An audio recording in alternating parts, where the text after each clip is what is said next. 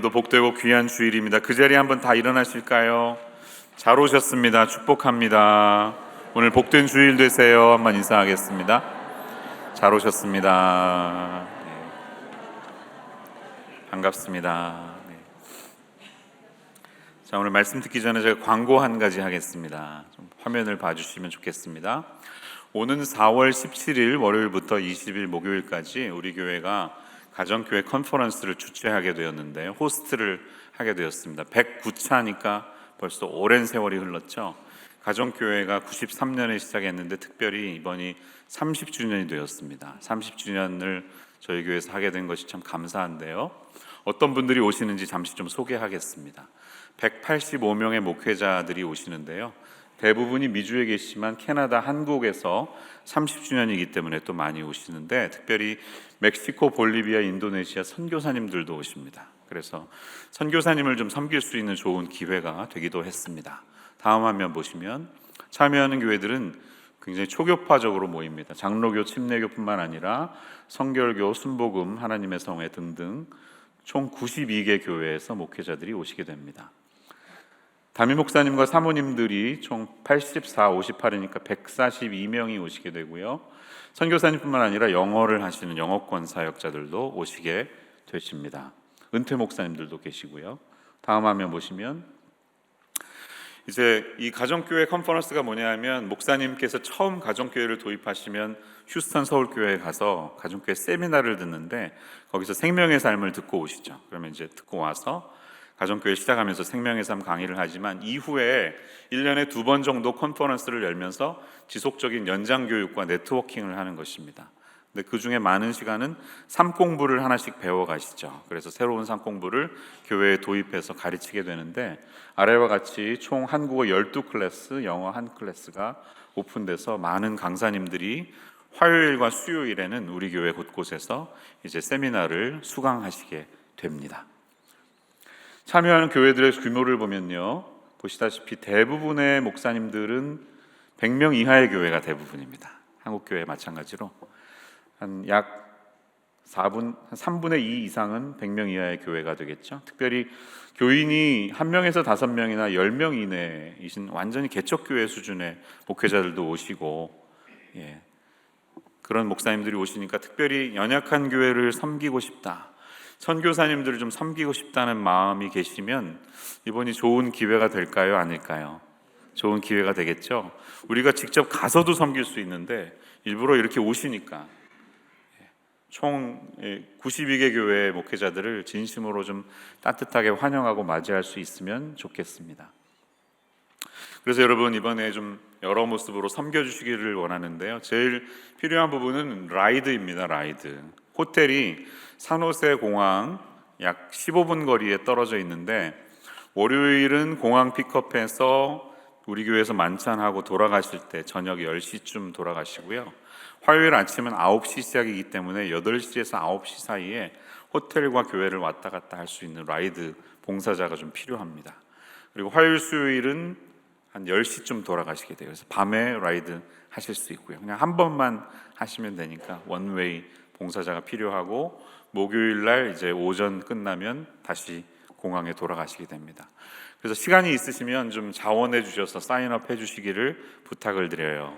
또 그 외에 구디백을, 예쁜 백을 만들어서 방에 넣어드리고, 또 간식을 좀 차려드리고, 부엌에서 식사를 준비하는 손길이 필요한데 은사가 있으신 분은 좀 기꺼이 섬겨주실 수 있으면 기쁨으로 할 수가 있겠습니다. 우리 교회가 오랜 세월 가정교회를 했지만 생각해보면 어떻게 말할까, 좀 메인스트림에서 벗어나서 우리 교회끼리 열심히 나름 했는데요, 이번 컨퍼런스를 계기로 가정교회 네트워크와 연결이 돼서 가정교회 본질이 무엇인지 좀 배울 수 있고, 또 저와 성도님들 모두가 섬김의 기쁨을 좀 얻을 수 있는 그런 복된 시간이 됐으면 좋겠습니다. 그럼 아멘으로 한번 응답해 주시죠. 네, 기쁨으로 섬겨주시기를 바랍니다. 감사합니다. 자, 하나님 말씀 보겠습니다. 오늘은 골로새서 1장 말씀, 신약성경 325페이지에 있는데요, 골로새서 1장 15절에서 23절까지 같이 읽겠습니다. 저와 여러분 교독하시겠습니다. 그는 보이지 아니하는 하나님의 형상이시요 모든 피조물보다 먼저 나신 이시니 만물이 그에게서 창조되되 땅에서 보이는 것들과 보이지 않는 것들과 혹은 왕권들이나 주권들이나 통치자들이나 권세자들이나 만물이 다 그로 말미암고 그를 위하여 창조되었고 또한 그가 만물보다 먼저 계시고 만물이 그 안에 함께 섰느니라. 그는 몸인 교회의 머리시라. 그가 근본이시요 죽은 자들 가운데서 먼저 나신 이시니 이는 친히 만물의 으뜸이 되려 하시며 아버지께서는 모든 충만으로 예수 안에 거하게 하시고 그의 십자가의 피로 화평을 이루사 땅에 있는 것들이나 하늘에 있는 것들이 그로 말미암아 화목하게 되기를 기뻐하심이라. 전에 악한 행실로 멀리 떠나 마음으로 원수가 되었던 너희를 이제는 그의 육체의 죽음으로 말미암아 화목하게 하사 너희를 거룩하고 흠없고 책망할 것이 없는 자로 그 앞에 세우고자 하셨습니다. 함께 읽습니다. 만일 너희가 믿음에 거하고 터 위에 굳게 서서 너희 들은 바 복음의 소망에서 흔들리지 아니하면 그리하리라. 이 복음은 천하 만민에게 전파된 바요 나 바울은 이 복음의 일꾼이 되었노라. 아멘. 최근 넷플릭스 다큐멘터리 나는 신이다의 열기로 각종 한국의 이단 사이비 단체에 대한 세상의 관심이 아주 지대합니다. 이 기독교에서 갈라져 나온 이단 세력들의 특징을 보면 처음에는 기독교의 카테고리 안에 머물러 있지만 교세가 늘고 주류 교회들의 배척이 시작되면 점차 그 경계를 벗어나기 시작한다고 합니다.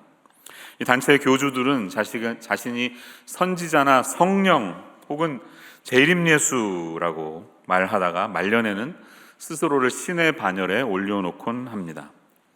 국제종교문제연구소 소장인 탁지원 소장에 따르면 이 소장의 아버지가 탁명환 교수 아버지인데요, 사이비 단체 테러에 의해서 살해를 당했습니다. 그래서 그 아들이 이 연구소를 물려받았는데 그분의 말씀에 따르면 국내 소종파 중에서 자신을 하나님이라고 주장하는 사람이 20명, 재림예수를 자처하는 이가 50명이 넘는다고 합니다.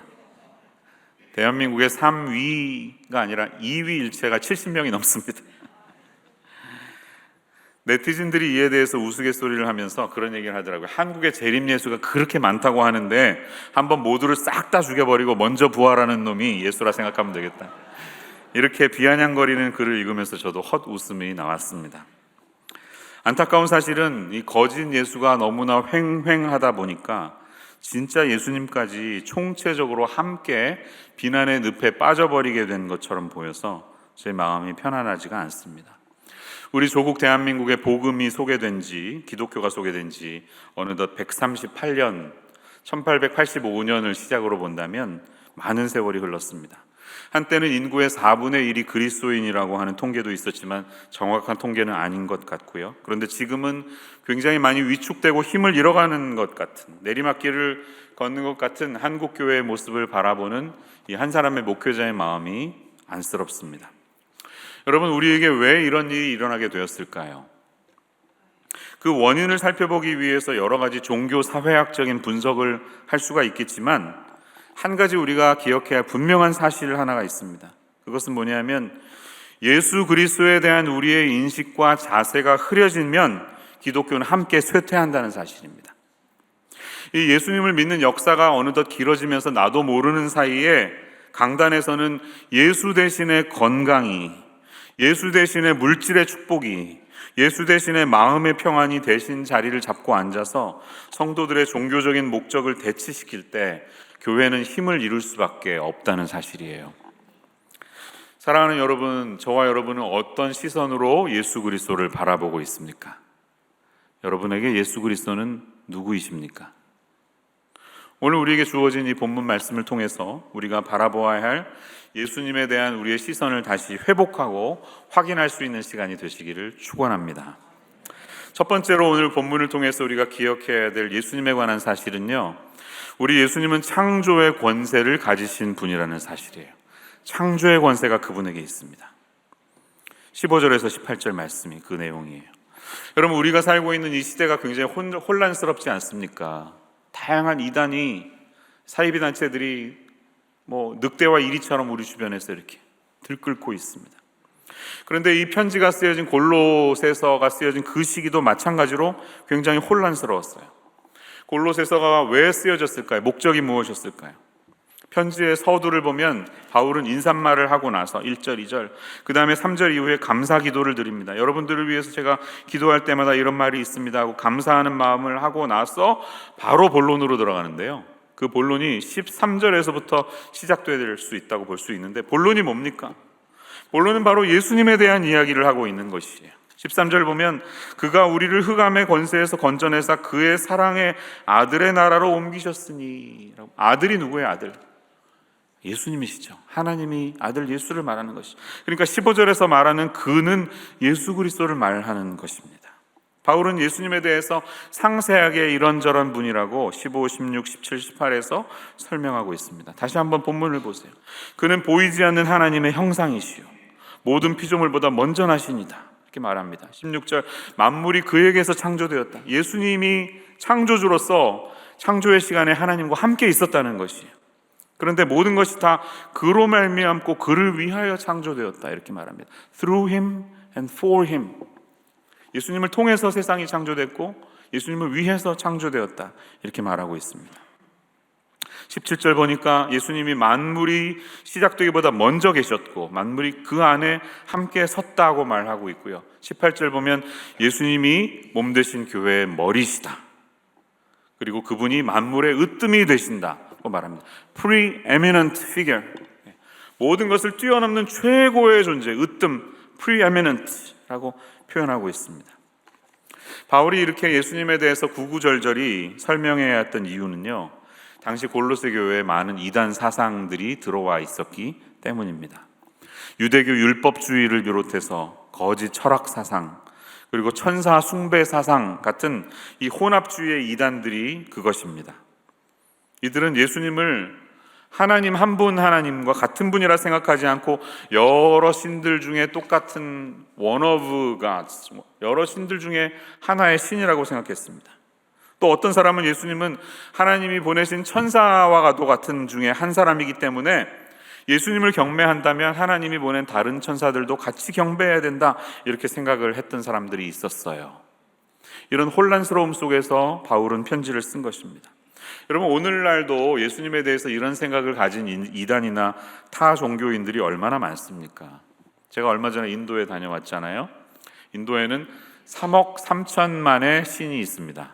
힌두교회는 계산도 못해요.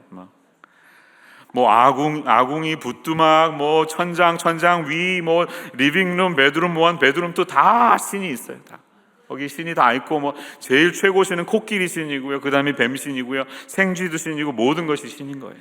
예. 그러니까 이분들에게 이제 전도를 하면 예수 믿으시겠습니까? 좋은 훌륭한 최고의 신입니다. 여러분, 믿겠다고. 그럼요. 얼마든지 받아들여요. 근데 이제 두 번째 스텝으로 가서, 그런데 예수님만이 참 신이고 예수님 외에 다른 신은 이 세상에 없습니다, 이러면 확 돌아서 버립니다. 그건 난 봅니다. 이게 이제 힌두권에 있는 분들의 복음을 받아들이기 어려운 이유인 것이에요. 제가 막 이제 설교하면서 그랬어요. 막 이런저런 신 막 얘기했더니 막 웃더라고요. 한국인 네가 뭘 아니? 막 비웃으면서도 제가 막 얘기하니까 같이 웃으세요. 그러면서 제가 이런 말씀했어요. 여러분, 이 하나님이 지으신 창조 만물을 보십시오. 얼마나 아름답습니까? 그런데 이 자연은 즐기라고 있는 것이지 경배하라고 있는 것이 아닙니다. Nature should not be worshipped. Nature should be enjoyed. 제가 이렇게 얘기했더니 맞다고 끄덕이시더라고요. 성도님들의 그 얼굴이 떠오릅니다. 사실 오늘날도 예수님에 대해서 사람들이 많이 불편해하고 있는 사실이 여러 가지가 있는데, 그 중에 하나가 뭡니까? 그것은 예수님만이 참된 길이요 진리요 생명이다 라고 말하면 사람들은 너무 그건 편협한 생각이에요. 어떻게 당신네 종교만 맞다고 그렇게 이야기합니까? 이렇게 생각합니다. 당신네들은 너무 고집스럽고 편협합니다 라고 말합니다. 모든 것들이 상대화되어 있어서 절대 진리가 존재하지 않는 이 시대 속에서, 여러분, 그럼에도 불구하고 우리가 끝까지 이 예수님 외에는 다른 구원의 길이 없음을 선포해야 하는 이유는 무엇일까요? 그것은 바로 성경이 그렇게 말하고 있기 때문입니다. 성경이 그렇게 주장하기 때문입니다. 여러분, 예를 들어 볼까요? 제가 두 가지 예만 들어보겠습니다. 예수님의 이 말이 진리라면 그 말씀은 굉장히 편협한 것입니다. 요한복음 8장 58절을 한번 올려주시면 예수님이 대화 중에 이런 말씀을 하세요.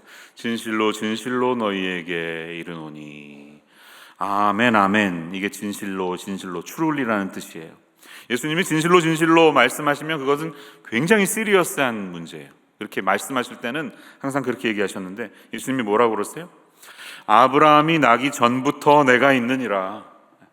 Before Abraham was born, I am. 이렇게 말씀하셨어요. I am.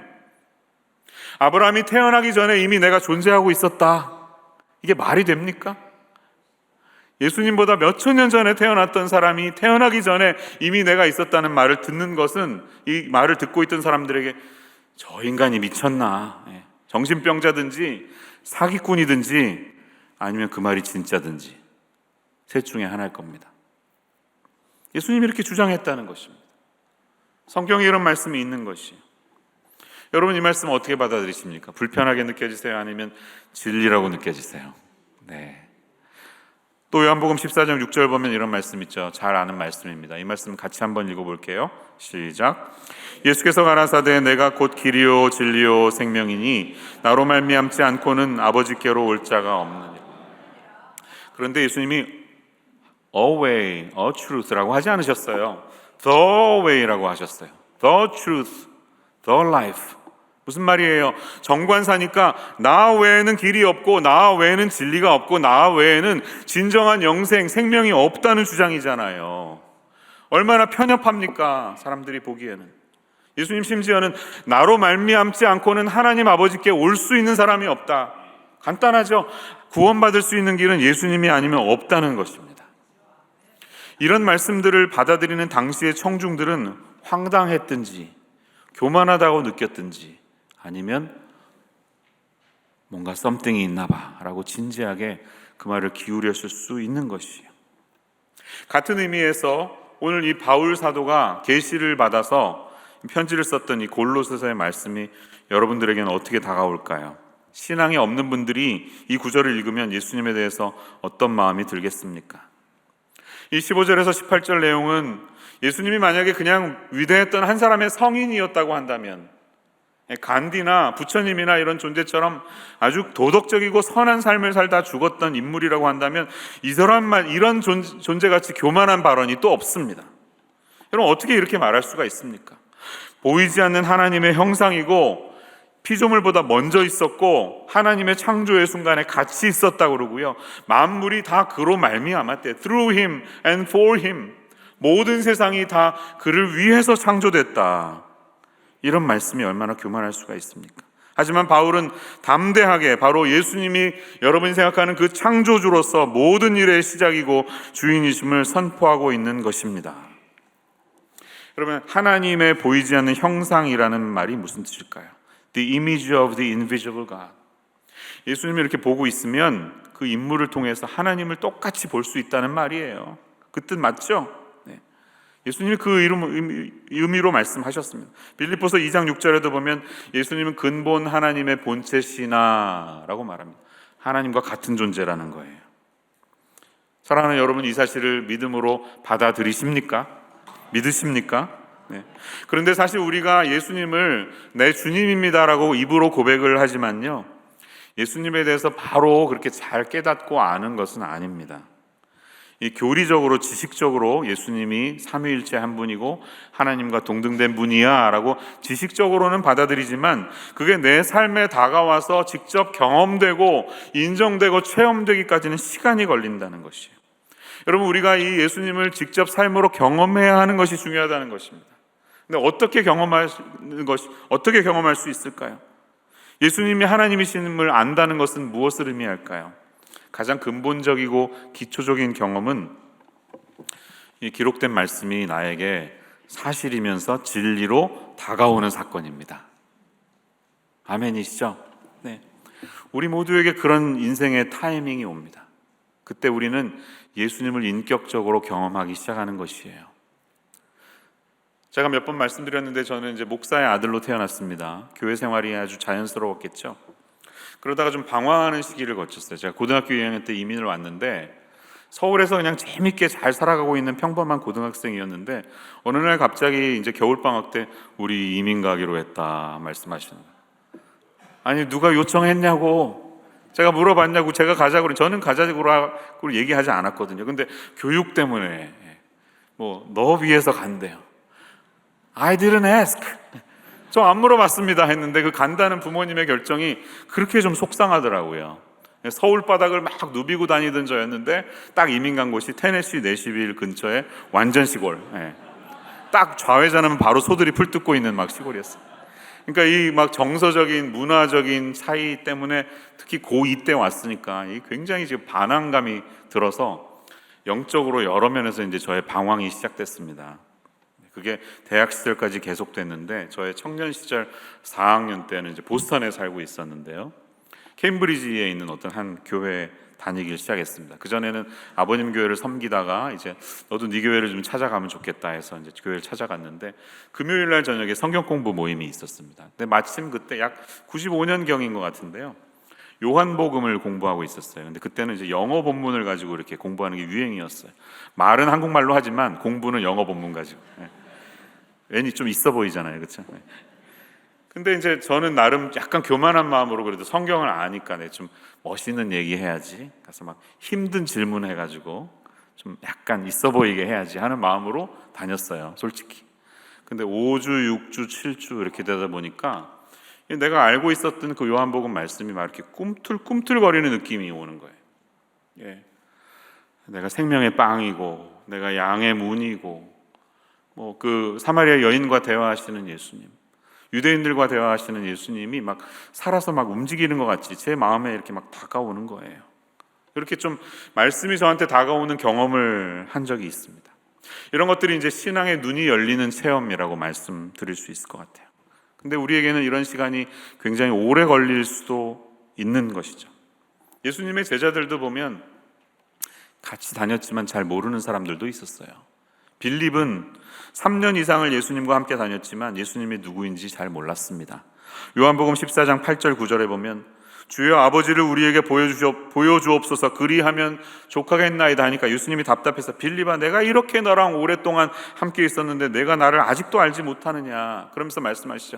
나를 본 자는 아버지를 보았거늘 어찌하여 아버지를 보여달라고 하느냐 이 말씀하십니다. 나를 보면 그것이 곧 하나님을 보는 것이다. 예수님이 이렇게 말씀하신 거예요. 드디어 빌립이 이 말씀을 듣고 나서 예수님이 바로 하나님이신 것을 확신하게 됩니다. 오늘 이 말씀을 듣고 있는 여러분들, 저와 여러분의 삶 속에도 이 예수님이 바로 하나님이시라는 사실을 확신하게 되는 일이 있으시기를 주님의 이름으로 축원합니다. 오늘 본문은 또 우리에게 이렇게 말하고 있습니다. 하늘과 땅에 있는 모든 것들, 심지어 눈에 보이는 것과 보이지 않는 모든 것들이 예수님에 의해서 창조되었고 예수님을 위해서 창조되었다고 16절은 말하고 있어요. 여러분 이 말씀이 저는 참 와닿으면서 동의가 되고요. 한편으로 감사합니다. 여러분 만물이 다 나를 통해서 창조됐고 만물이 나를 위해서 창조되었어 이러면 어떻게 생각할까요? 그거 참 건방지네. 자기가 우주의 주인이라고 저렇게 건방지네 이렇게 생각할 수 있는 것 아닙니까? 그런데 예수님의 삶을 묵상해 보십시오. 예수님의 삶은 우주의 창조자이신 분이 이 땅에서 살면서 너무나 겸손한 삶을 사셨습니다. 이 세상에는 기업체 하나만 운영해도 무슨 세상에 유명한 스타가 돼도 얼마나 건방진 사람들이 세상에 많습니까? 어떤 유명한 오페라 싱어는 리무진 큰 거 아니면 안 타고 다니는데 때마다 기사를 바꾼대요. 마음에 안 들면 바꾸라고 하는데 어느 날 운전하고 가는데 자기 앞에 기사가 너무 속력을 내는 거예요. 그러면 좀 슬로우 다운 하면 되잖아요, 그렇죠? 근데 자기 비서한테 전화해가지고 야, 나 지금 운전하고 있는 기사한테 전화해서 슬로우 다운 하라고 얘기해 이렇게 얘기했다는 거예요. 싫어합니다. 싫어. 누구라고는 얘기 안 하겠습니다. 이런 사람들이 이게 뭔가 가진 사람들이 그런 식으로 행동하는 것입니다. 그런데 우리 예수님을 보십시오. 만물이 그분에 의해서 창조되었고 그분을 위해서 창조된 이 세상의 주인이신데 그 세상의 주인이 이 땅에 오셨을 때 너무나 낮고 천한 모습으로 평범한 팔레스타인 목수의 아들로 그냥 걸어 다니시는 겸손한 왕으로 사셨습니다. 할렐루야. 그렇기 때문에 저는 예수님을 너무나 존경합니다. 만물의 주인이신 분이라고 성경은 지속적으로 이야기하잖아요. 요한복음 1장 1절에도 보면 태초에 말씀이 있었는데 이 말씀이 하나님과 함께 계셨으니 이 말씀은 곧 하나님이시니라 라고 기록하고 있습니다.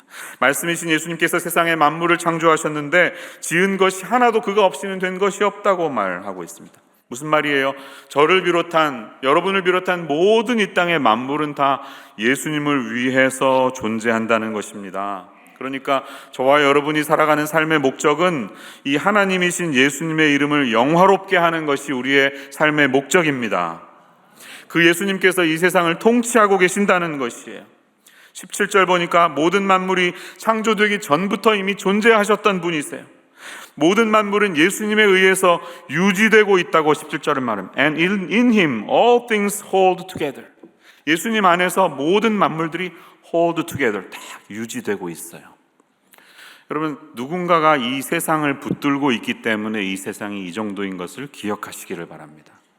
창조주 하나님이 주관하시기 때문에 우리가 이 삶을 유지하면서 살아갈 수 있어요. 다시 말해서 그분이 손을 놓으신다면 바로 그 순간 이 세상은 멸망의 길로 갈 수밖에 없는 것입니다. 제가 에베소서 1장을 수요일날 강해하면서 이런 말씀 드린 적이 있어요. 이 지구만 생각해 놓고 봐도 지구가 얼마나 오묘한지. 이 한국 사람들은 부동산을 너무 좋아하잖아요. 그래서 지구가 10%만 커지면 얼마나 좋을까? 나머지 10% 또 내가 투자할 수 있을 텐데 이런 생각할 수 있잖아요. 근데 만약에 지구가 10%로만 지금보다 커지면 큰일 납니다. 중력이 너무 커지기 때문에 물이 수증기로 증발이 되지 않아서 물의 순환이 차단되기 때문에 생명체가 살 수가 없어요. 지금보다 10%만 지구가 사이즈가 작아지면 이제는 중력이 너무 약해져서 한번 증발한 수증기가 우주 공간으로 영원히 날아가 버려서 끝이 납니다. 때문에 지구는 물이 완전히 말라붙어 버리고 모든 생명체는 멸종할 수밖에 없죠. 그러니까 현재 지구의 크기는 물순환이라는 차원에서 볼 때도 생명이 살아가기에 가장 적합한 환경이라는 사실을 알 수가 있습니다. 자전 속도로 생각해 볼게요. 지금의 자전 속도보다 지구가 조금만 빨라지면 지구만 빨리 도는 게 아니라 지구를 감싸고 있는 공기도 빨리 돌기 때문에 그 결과 태풍이 매일같이 불게 된다고 합니다. 일주일에 한 번씩 불어도 이렇게 힘든데 여러분 매일 태풍이 분다고 생각해 보세요. 누가 살아남겠습니까? 또 지구가 조금만 천천히 돈다고 생각해 보십시오. 그러면 지구가 크기 때문에 비열 때문에 낮에는 너무 뜨겁고 밤에는 너무 추워집니다. 그 대표적인 예가 달이에요. 달은 대단히 느리게 돌기 때문에 낮과 밤의 일교차가 몇백 도가 됩니다. 낮에는 영상 200도, 밤에는 영하 150도까지 떨어집니다. 지구가 천천히 돌다가는 일교차가 너무 심해서 생명체가 멸종할 수밖에 없습니다. 지구의 기울기 23.5도이기 때문에 태양빛이 골고루 곳곳에 잘 비춰짐으로써 농작물이 다 살아날 수가 있어요. 근데 이것이 기울지 않고 조금 각도가 다르다든지 바로 서 있으면 어떻게 됩니까? 태양이 비치는 부분은 너무 뜨겁고 그렇지 않으면 너무 추워져서 도저히 농사를 지을 수 없게 됩니다. 우리가 살 수가 없는 것이. 태양과의 거리도 마찬가지입니다. 지구와 태양과의 거리가 정확히 이 정도이기 때문에 우리가 태양빛을 받아서 이렇게 살고 있는 것이, 만약에 조금 더 가깝거나 멀어지면 어떻게 될까요? 너무 뜨겁거나 너무 추워져서 생명체가 살 수 없는 것입니다. 지구보다 조금 더 가까운 것이 금성인데요, 금성은 너무 뜨거워서 불덩어리 같이 돼 있고, 지구보다 조금 더 멀리 있는 곳이 화성인데요, 화성은 또 너무 추워서 다 얼어붙어 있습니다. 이 두 곳 모두 생명체가 생존할 수가 없습니다. 그러니까 지구는 아무렇게나 그냥 빵 터져가지고 생겨난 흙덩어리가 아니고 그 크기와 회전 속도와 태양과의 거리 기타 등등이 생명체가 살기에 가장 적합하게 설계된 정밀한 우주선임을 알 수가 있습니다. 여러분, 세상의 원리가 이것뿐일까요? 아니죠. 우주를 묵상하면 묵상할수록 우리는 내 생각이 얼마나 좁고 제한적인지 인정하지 않을 수가 없습니다. 이런 거대한 우주를 누군가가 붙잡고 있지 않다면 과연 우리가 이렇게 살아갈 수 있을까요? 태양계가 이렇게 운영될 수가 있을까요? 아니, 그냥 어쩌다가 뻥 터져가지고 막 이래저래 막 별들이 돼서 막 거리 맞추고 이렇게 형성된 것이라고 믿는 분이 있다면 정말 그것이야말로 기적 중의 기적이라고 저는 생각합니다. 오늘 우리가 이 말씀을 들으면서 기억해야 할 예수님에 대한 두 번째 진리는 이것입니다. 예수님은 구속의 사랑을 가지신 분이라는 사실이에요. 구속의 사랑. 19절과 20절의 말씀이에요. 19절은 이렇게 말합니다. 아버지께서는 모든 충만으로 예수 안에 거하게 하시고 For in him all the fullness of God was pleased to dwell 라고 말합니다. ESV 성경. 예수 안에서 하나님의 모든 충만하심이 사시기에 굉장히 기뻤다, 이렇게 번역하고 있어요. 새 번역, 하나님께서는 그분 안에 모든 충만함을 머무르게 하시기를 기뻐하시고. 이게 무슨 뜻인가요? 하나님의 완전한 그 충만한 감성이 예수 안에 다 담겨 있는데 그 모습을 보시면서 하나님이 너무 좋아하셨다는 것입니다. 예수님 자신 안에 하나님이 완전히 만족하셨다는 거예요. 그런데 여러분, 지금부터 주목하십시오. 이 완벽한 하나님의 충만함이 기쁨으로 나타나 있는 상태가 이후에 어떤 행동으로 나타나고 있습니까? 그것이 20절인데요. 20절은 이렇게 말해요. 그의 십자가의 피로 화평을 이루사. 할렐루야. 이 하나님의 충만함이 예수 안에 온전히 머물고 기뻐하신 이유는 우리와 하나님 사이에 화평을 이루시기 위함이라고 말하는 것입니다.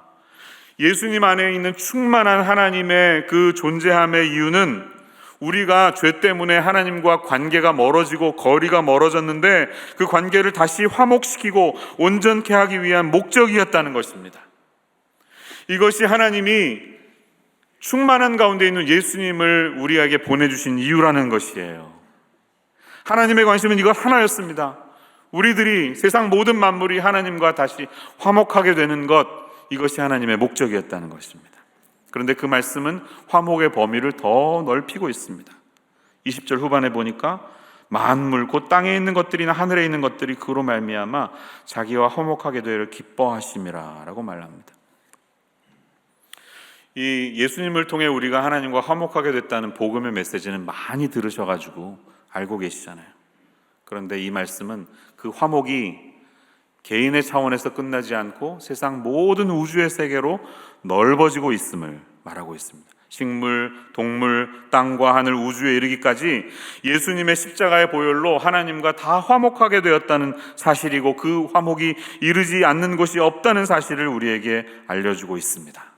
여러분, 이것이 기독교입니다. 기독교는 개인의 구원에 안주하는 종교가 아닙니다. 기독교는 나만 구원받고 혹은 내 가족만 구원받으면 다지, 그렇게 해서 하나님께 복을 받으면 다지라고 거기에 머물러 있는 종교가 아닙니다. 기독교는 우주 전체가 하나님 앞에 회복되고 다시 화목의 관계로 들어설 수 있도록 이끄시고 도전하는 종교라는 것입니다. 물론 개인 차원에서 시작합니다. 주님을 처음 만날 때 우리는 어떠한 인생을 살아왔든지 관계없이 우리가 다 느끼잖아요. 나는 죄인이구나, 내가 하나님 앞에 부족한 존재이구나 라는 사실을 깨닫지 않습니까?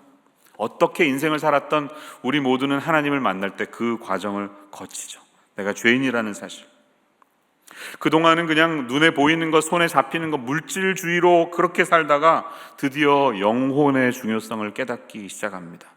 그래서 사람들이 하나님 앞에 나오면 하나같이 자신의 죄를 깨닫고 연약한 영혼의 상태를 깨닫고 돌이키는 회심을 경험하지 않습니까?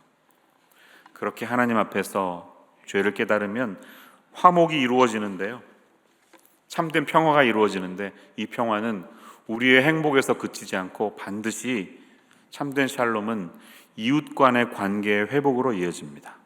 내가 제대로 된 신앙생활을 하고 있다는 증거 중에 하나는 관계의 회복이 있습니다.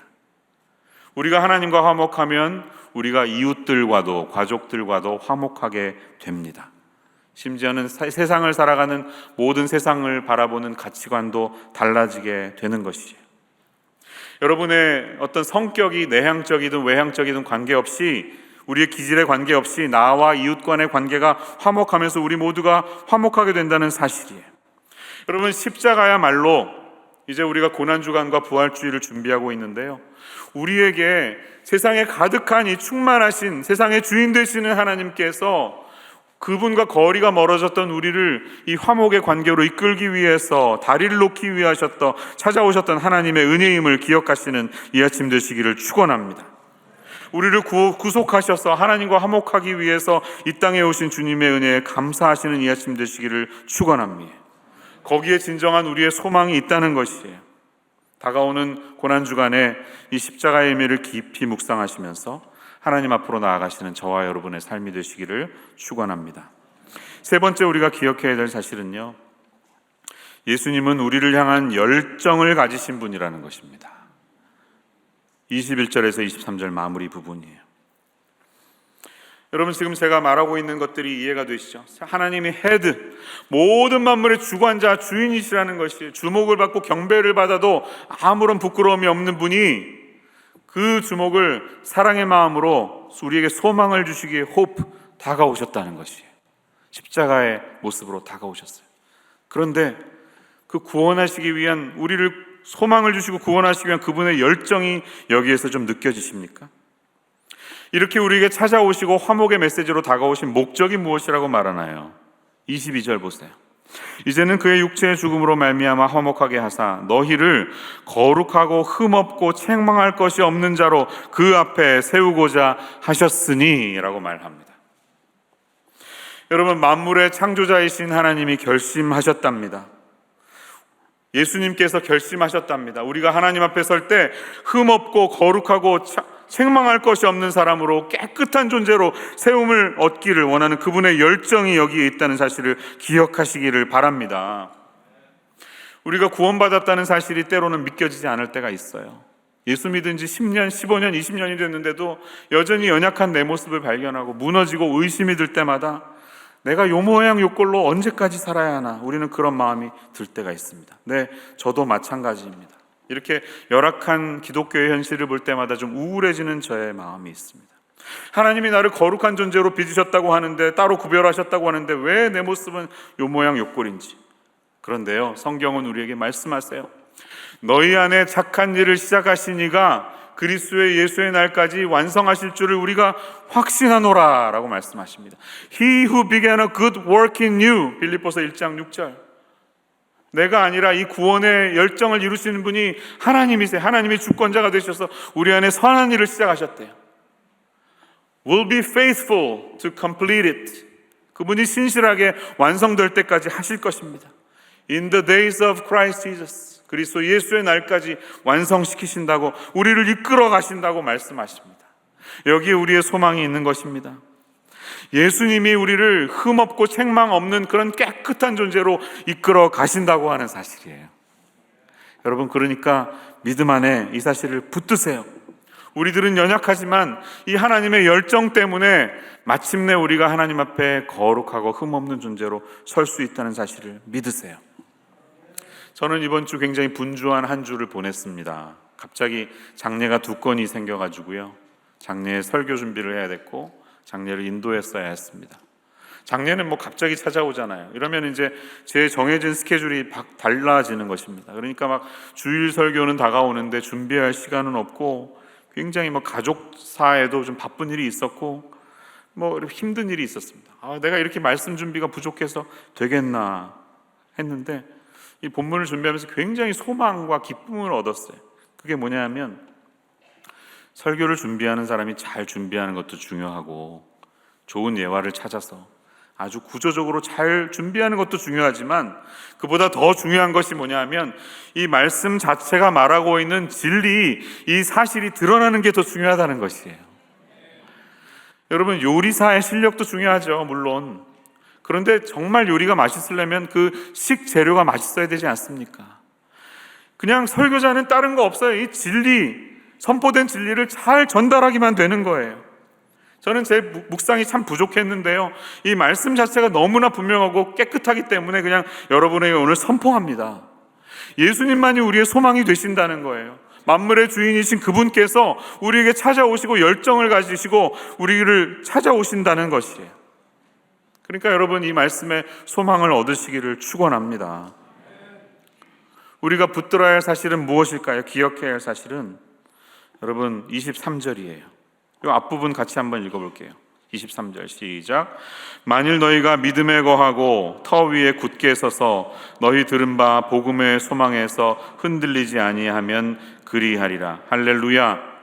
우리가 거룩하고 흠없이 책망받을 수 없는 존재로 설 수 있는 그 방법은 믿음에 거하시면 되는 겁니다. 어떤 장소에 지속적으로 머문다는 뜻이에요. 믿음이라는 집이 있으면 그 집에 지속적으로 머물면서 밖으로 함부로 나다니지 마세요. 막 틈만 나면 가출할 거야 이런 얘기 하지 마시라는 거예요. 네. 집에 머물러 계세요. 진리 안에 계시라는 겁니다.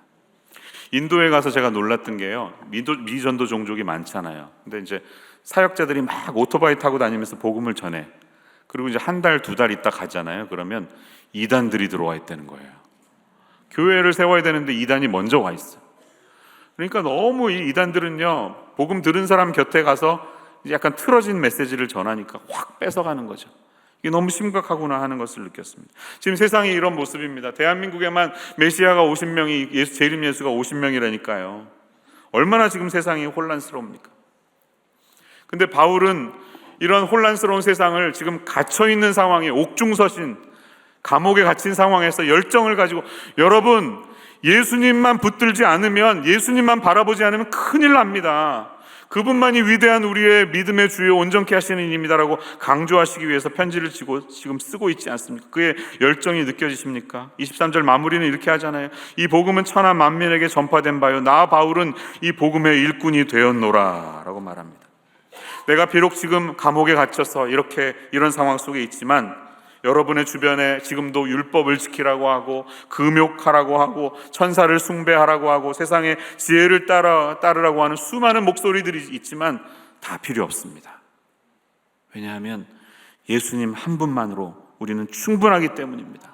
오직 예수뿐입니다 라고 열정하는 이 바울의 목소리를 들으실 수 있는 저와 여러분의 삶이 되시기를 축원합니다.